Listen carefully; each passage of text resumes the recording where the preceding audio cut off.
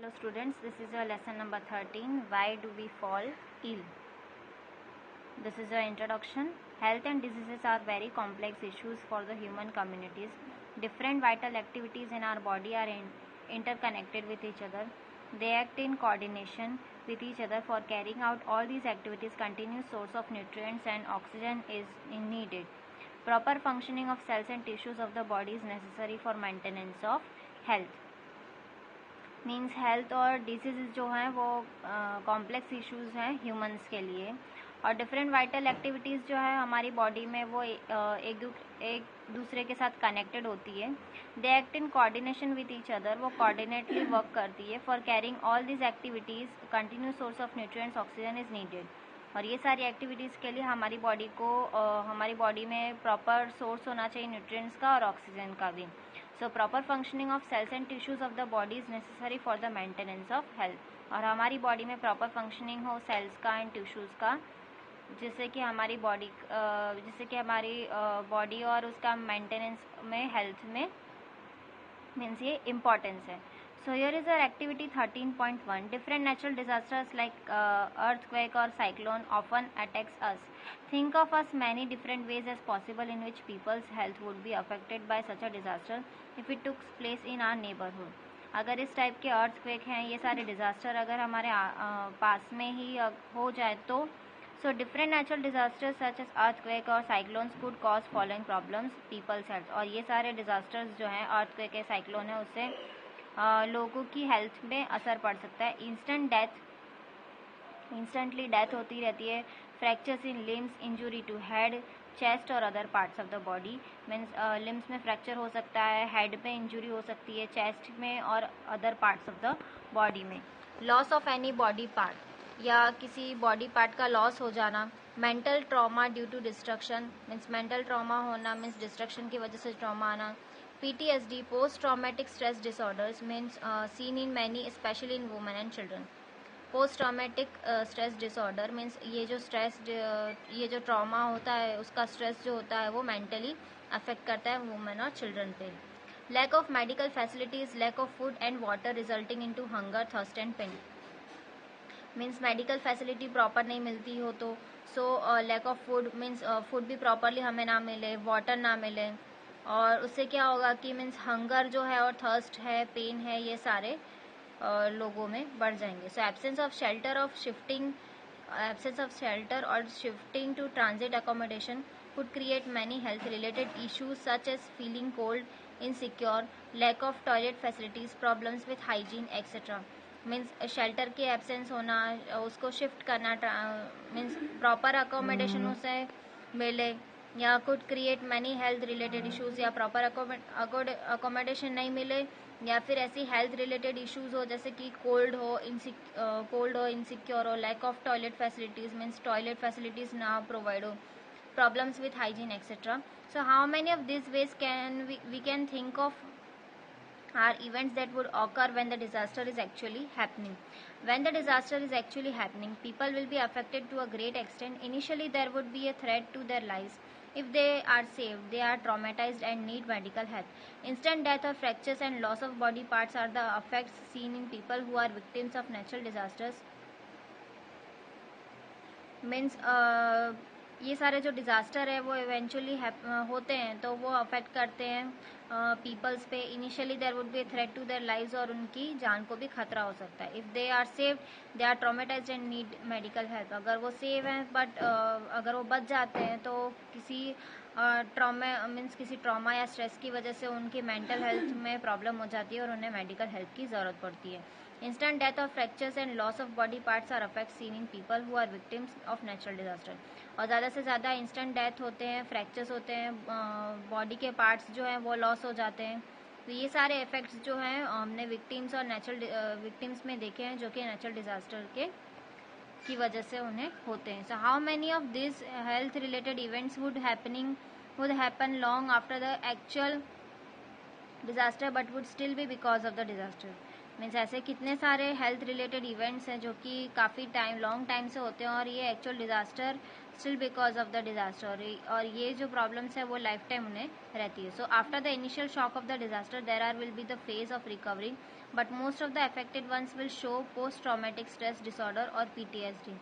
Means initially तो means उन्हें shock होता है डिज़ास्टर का, और वो एक फेज़ में भी होते हैं कि जहाँ रिकवरी हो सकती है, but most of the affected ones will show post traumatic stress disorder.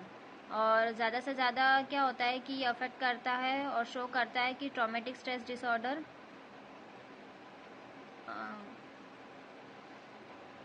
Post means बाद में ये ट्रॉमा हो जाता है, उसके बाद उन्हें मेंटली स्ट्रेस होता है. So those who are injured will need further treatment and assistance after the cyclone recedes. Still, people become vulnerable for the infections due to contaminated water and food. The effects seen after the calamity is over are listed above. Means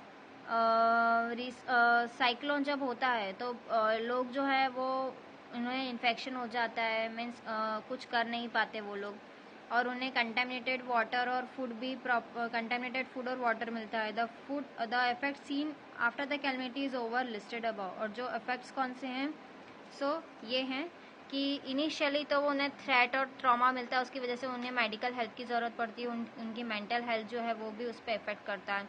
instant death होते रहते हैं, fractures होते हैं, body के parts loss हो जाते हैं. तो ये सारे हमने देखे हुए हैं. So next, why would one effect on health fall into the first group and why would another fall into the second group. किसी एक पर्सन की हेल्थ पे क्या अफेक्ट होता है, health fall into the first group and why would another fall into the second group.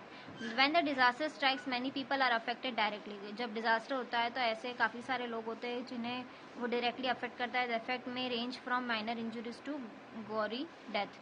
Means minor injuries से लेके affect ऐसे होते हैं, अफेक्ट के रेंजेस के माइनर इंजुरीज होती है टिल डेथ तक. In the first group, that is 1 to 3, direct effects of disaster are experienced by the people at large. In group 2, that is 4 to 7, there are after effects which have to be experienced by the people who continue to stay in the disaster struck areas. Apart from personal sufferings and loss, there is a problem of community hygiene too. Means community hygiene properly उन्हें खाना नहीं मिलता, काफ़ी सारे area में वो struck हो जाते हैं, फंस जाते हैं. Water borne and food borne disease में ब्रेक इनटू एपिडेमिक्स. और वाटर बॉर्न और फूड बॉर्न डिजीज़ की वजह से उन्हें काफ़ी सारी प्रॉब्लम होती है. Dead bodies of animals would start deteriorating. This will cause breeding of insects such as houseflies. The waterlogging can help in breeding of mosquitoes. This may cause rise in patients of malaria or dengue. When dead bodies और animals जो हैं deteriorating उनकी start हो जाती है, और उससे उन्हें मीन्स उनकी ब्रीडिंग में इंसेक्ट्स हो जाते हैं, हाउस फ्लाइज आ जाती है, वाटर लॉगिंग भी हो जाता है. Can help in breeding mosquitoes. और मॉस्किटोज वहाँ पे काफ़ी सारे मीन्स जो हैं वो प्रोड्यूस हो जाते हैं. दिस में cause rise in patients of malaria. और उसी की वजह से वहाँ पे जो जितने भी लोग होते हैं उन्हें वो सारे मलेरिया के पेशेंट्स हो जाते हैं. So due to lack of proper food, portable water and housing, people will have all health related problems.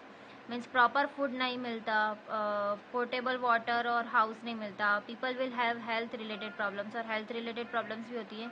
Agriculture lands as well as warehouses will be affected causing shortage of grains. और agriculture land और warehouse में भी affect पड़ता है क्योंकि grains का shortage होता है, पल्सेस का और अदर फूड मटेरियल्स का भी. In case of earthquake, the debris have to be removed in order to bring the daily routine of the people back to normalcy. Means earthquake हो जाते हैं तो डेब्रीज को हमें रिमूव करना पड़ता है जिससे कि डेली रूटीन जो है वो नॉर्मलिसी मीन्स लोगों की रिटर्न हो जाए. So health and its failure. 13.1.1 the significance of health is a state of being well enough to function well physically, mentally and socially. Health जो है वो एक ऐसा स्टेट है हमारी बॉडी का, ऐसा फंक्शन है जिससे कि हमारी बॉडी फिजिकली, मेंटली और सोशली दोनों अच्छे से एक्टिव रहे. 13.1.2 personal and community issues both matter for health. Health is a state of physical, mental and social wellbeing. Health एक ऐसा स्टेट है जिससे कि फिजिकल, मेंटल और सोशल भी हमारा वेलबींग रहे, अच्छा रहे. Being personally healthy is not enough to keep our surroundings healthy. और पर्सनली अगर हम हेल्दी नहीं हैं, is not enough to keep our surroundings healthy, और इसी वजह से हमारा जो सराउंडिंग्स है वो भी हेल्दी नहीं रह पाएगा. Therefore others residing in our environment should also be healthy. और हमारे आसपास के लोग भी हैं वो भी हेल्दी होने चाहिए. The physical environment should support the health of the organisms inhabiting this environment. Example, piled up garbage और stagnant water pools in a particular area can cost heavily on the health of anybody residing in such area. Means environment जो है वो भी healthy होना चाहिए. Physical environment जो है वो हमारी हेल्थ को सपोर्ट करता है of the organism inhabiting this environment, और उसी वजह से मीन्स उसमें हैबिटेशन प्रॉपर रहता है. सो पाइल्ड अप गार्बेज और stagnant water pools in a particular area can cost heavily on the health of anybody residing in such area. Means garbage है, stagnant है, वाटर पूल्स है, ये सारे हमें उसे मीन्स वहाँ से रिमूव करना चाहिए, जिस वजह से अगर can cost heavily on the health of the anybody, और इस वजह से काफ़ी सारे लोगों की हेल्थ पे असर हो सकता है जो भी उस प्रॉपर एरिया में रहते हों. So man is a social being and the social environment acts as an important factor in maintaining the health of the individual. Public discipline in maintaining public hygiene is the most important factor for keeping everyone healthy. Man जो है वो social being है और social environment में ऐसा important factor role play करता है कि लोगों की हेल्थ का, इंडिविजुअली उनकी हेल्थ का, और वो अवेयरनेस लाते हैं. So people discipline in maintaining public hygiene is the most important. So लोगों का डिसिप्लिन हो जिससे कि पब्लिक हाइजीन को उसे मेंटेन किया जाए is the most important factor for keeping everyone healthy, और यही मोस्ट इम्पॉर्टेंट फैक्टर है जिससे कि सभी लोग हेल्दी रहें. सो हैंस मीन्स अवेयरनेस होना चाहिए कि जिससे कि सभी लोग हेल्दी रहें. So hence social environment and community hygiene are also important points in addition to the personal death. और सोशल एनवायरनमेंट है और कम्युनिटी हाइजीन है, वो भी इम्पॉर्टेंट फैक्टर्स हैं जो कि पर्सनल डेथ में एडिशनल मीन्स ऐड होते हैं. So here is the next topic. Activity 13.2. Find out what provisions are made by your local authority, panchayat, municipal corporation for the supply of clean drinking water. Are all the people in our locality able to access this? Students will perform this activity on their own. The responses of different students will be different depending upon whether they are urban or rural. और ये सारी responsibilities कब आती है कि जब वो urban है, रूरल है, वो डिसाइड हो. So usually in a village there are bore wells and wells that provide the drinking water. और विलेज में तो बोर वेल्स होते हैं जिससे कि उन्हें ड्रिंकिंग वाटर प्रोवाइड हो सके. In few tehsils there is a provision of water supplied through pipes और फॉर एवरी हाउस होल्ड. और काफ़ी सारे तहसील्स में ऐसा होता है कि वाटर सप्लाई होता है पाइप्स के थ्रू या हर घर में मीन्स प्रॉपर टैप वाटर जाता है. So in mega cities there is drinking water supply provided by the municipal corporation. और मेगा सिटीज़ में जो है वो ड्रिंकिंग वाटर सप्लाई जो होता है वो म्यूनसिपल कॉर्पोरेशन की थ्रू होता है. So here is activity 13.3. Find out how your local authority manages the solid waste generated in your neighborhood. Solid waste is gathered from each house and transported to a landfill area. The measures to measure the solid waste are not adequate. और हमें ये means find out करना है कि authority जो है वो कैसे मैनेज करती है सॉलिड वेस्ट और कैसे जनरेट करती है हमारे आसपास जो नेबरहुड है वहाँ के एरिया में. So solid waste is gather from each house and transported to landfill area. Solid waste जो है वो गैदर होता है हर अलग अलग हाउस से और वो ट्रांसपोर्ट होता है लैंडफिल एरिया में. The measures to manage the solid waste are not adequate. और ये जो होता है कि सॉलिड वेस्ट है वो हमारे लिए एडिकेट नहीं है, सो इसलिए उसे हम लैंड में फील करते हैं. Are this measures adequate? If not, what it improvements would you suggest? Means ये सारे जो मेजर्स है वो एडिकेट है या नहीं. If not, what improvements would you suggest? अगर ये नहीं है तो हम क्या सजेस्ट कर सकते हैं, ये प्रॉपर इम्प्रूवमेंट्स नहीं है तो. So the measures are inadequate as compared to the amount of solid waste and that is generated every day from each house. ये सारे जो मेजर है वो inadequate है. कंपेयर अगर हमने की मीन्स कंपेयर अगर हम करते हैं तो सॉलिड वेस्ट जो है वो जनरेट करते हैं हम एक एक हाउस से. The improvements in this solid waste management can be done by reducing the load of solid waste. This has to be done by separating solid waste into degradable and non-degradable categories at home, offices, schools and every establishment. ये जो improvement होता है solid waste के through वो management कैसे होता है कि वो रिड्यूस करता है reduce the load of solid waste. Solid waste का लोड जो है वो रिड्यूस करता है. और this has been done by the separating solid waste. और सॉलिड वेस्ट को अगर हम सेपरेट कर लेते हैं तो into degradable and non degradable categories. Means जो डिग्रेडेबल है और नॉन डिग्रेडेबल कैटेगरीज हैं हम उसमें हम अगर डिवाइड कर देते हैं at home, office, schools and every establishment. Means हम होम में, घर में, ऑफिस में, स्कूल्स में और काफ़ी सारी पब्लिक प्लेसेस पे भी ऐसा कर सकते हैं. So what could your family do to reduce the amount of solid waste generated during a day और वीक? और हमारी फैमिली क्या करती कि जिस वजह से सॉलिड वेस्ट जो है वो रिड्यूस हो जाए. For our family we can reduce the biodegradable and wet garbage into manure by making vermi compost और कंपोस्ट. हम रिड्यूस ऐसे कर सकते हैं, जो बायोडिग्रेडेबल जो गार्बेज है उसे हम मैन्योर बनाने में, वर्मी कंपोस्ट और कंपोस्ट बनाने में हम उसे मीन्स उसे एक प्रोसीजर में दे सकते हैं. So at home in our societies the other dry garbage can be sold in to kabadi wala. और जो दूसरा जो गार्बेज है जो नॉन डिग्रेडेबल है उसे हम कबाड़ी वाले को दे सकते हैं, सोल्ड कर सकते हैं. So instead of throwing it any how the plastic, paper, glass and metal scraps can be recycled and reused. और एनी हाउ जो हम ये जो भी हम प्लास्टिक है, पेपर है, ग्लास है, मेटल स्क्रैप से हम उसे रिसाइकल करवा के रीयूज भी कर सकते हैं. So we have to be vigilant about such separation of solid waste. E-waste materials should be recycled in proper way and should not be thrown anyhow into the environment. Means हम उसे वेलिजेंट separation उसमें proper separate कर सकते हैं. जो solid waste है उसे ई waste जो मटेरियल्स है हम उसे भी हम सेपरेट कर सकते हैं, उसे रिसाइकल कर सकते हैं ना proper way and should not be thrown anyhow into the environment. और हम एनवायरमेंट में हम उसे थ्रो नहीं करें. Distinctions between healthy and disease free. उसकी डिस्टिंक्शंस क्या है, क्या differences. Health is disturb by disease और disturb by ease means being uncomfortable. Health जो है वो डिस्टर्ब होता है डिजीज के थ्रू, और डिजीज जो है वो डिस्टर्ब होता है हमारी जो बॉडी है वो ईज में नहीं है, कंफर्टेबल जोन में नहीं है. So that state means our body is being in uncomfortable zone. So health encompasses the entire society and community while disease is the problem of the individual person. और health जो है वो पूरी society को affect करता है, पूरी community को, बट डिजीज जो है वो एक इंडिविजुअल पर्सन को अफेक्ट करता है. Now disease and its causes. What does disease look like? Body is made up of many cells in turn from tissues from organs. Each system is formed by particular organs performing functions in an coordinated way. Body जो है हमारे काफ़ी सारे sales की बनी हुई होती है और ये सेल्स जो है वो टिश्यू में कन्वर्ट हो जाते हैं और टिश्यूज से ऑर्गन्स बनते हैं.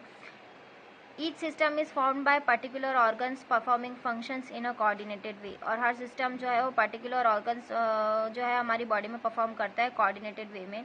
When the functioning or the appearance of one or more systems of the body changes for the worse then it start showing symptoms and signs of diseases. और जैसे कि ये फंक्शनिंग और अपीयरेंस जो होता है वो हमारे सिस्टम का और वो बॉडी में चेंजेस लेके आता है.